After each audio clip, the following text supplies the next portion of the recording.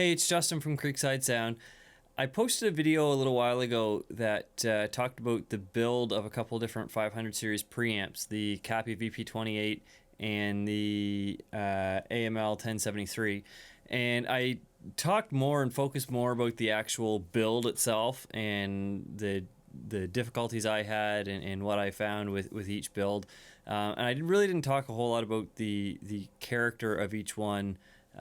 So I'm not going to bore you with what I think. I'm going to get to some sound samples.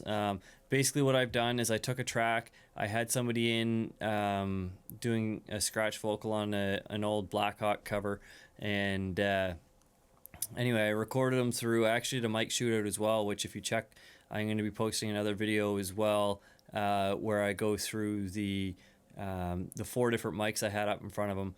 And so you can hear that as well. But what I did was after he sang, I took one of the 2 mics that I liked best and I ran it back through the VP28 and the AML 1073 so you can hear the difference between the two. So what I'm going to do is I'm just going to play the track and then I'm going to bounce back and forth between the 2 preamps so you can hear the difference. They're both set. I tried to volume match as best I could.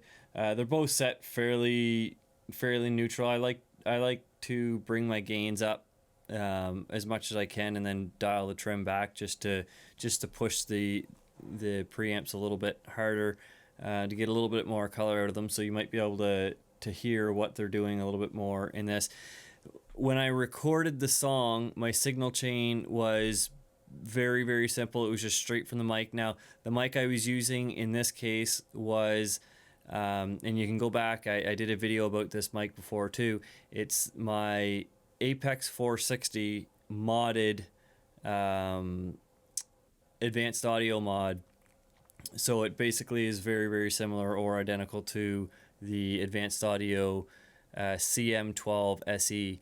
So that's the mic that I used. So the audio or the vocal comes through that mic in through my Audient ASP 880 preamp, and that's how it was recorded, just straight from the mic through that, and then through my Orion Antelope Orion 48 converters. So there was no compression, no EQ, there's no processing on it. It's just straight through. That's how I brought it into my computer, and then when I sent it out through the CAPI and the AML preamps, all I did was I came out of the converters, and the CAPI's nice that you can use mic or line level, so I just went straight into them. The other one I went through, let me grab it here, this Art reamp box. It's a stereo reamping box that seems to sound pretty decent. So I've come out of my converters through this to get it to a mic level, and then went into the AML. So that's my signal chain for the 2, just so you have a little bit of background on that. So without further ado, here are the sound samples. I recognize the writing on the plain white envelope. I wondered where she'd wind up before she called her rope. The answer's in a circle with the word love on a stamp and postmarked Birmingham.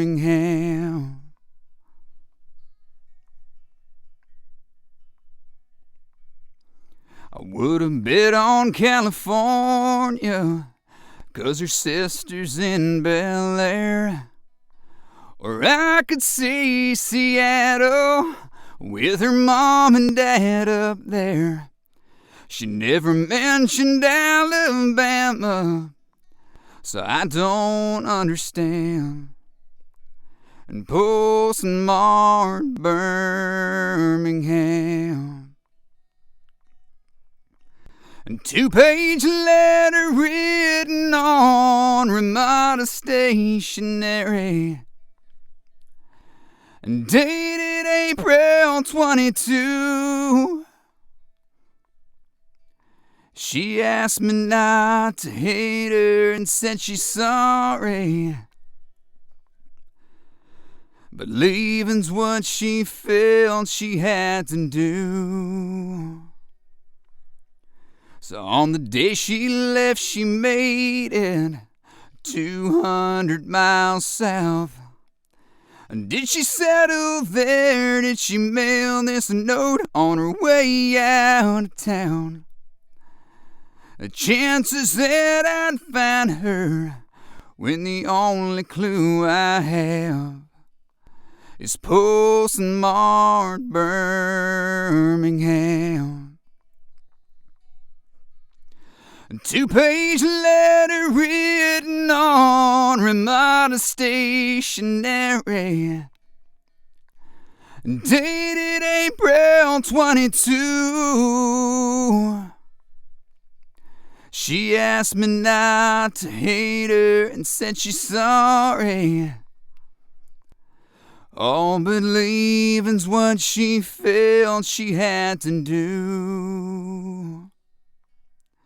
So every day down by the mailbox, standing on the curb, I check the upper right-hand corner of every piece of mail I get, hoping there's that certain circle with the word love on a stamp and postmarked Birmingham.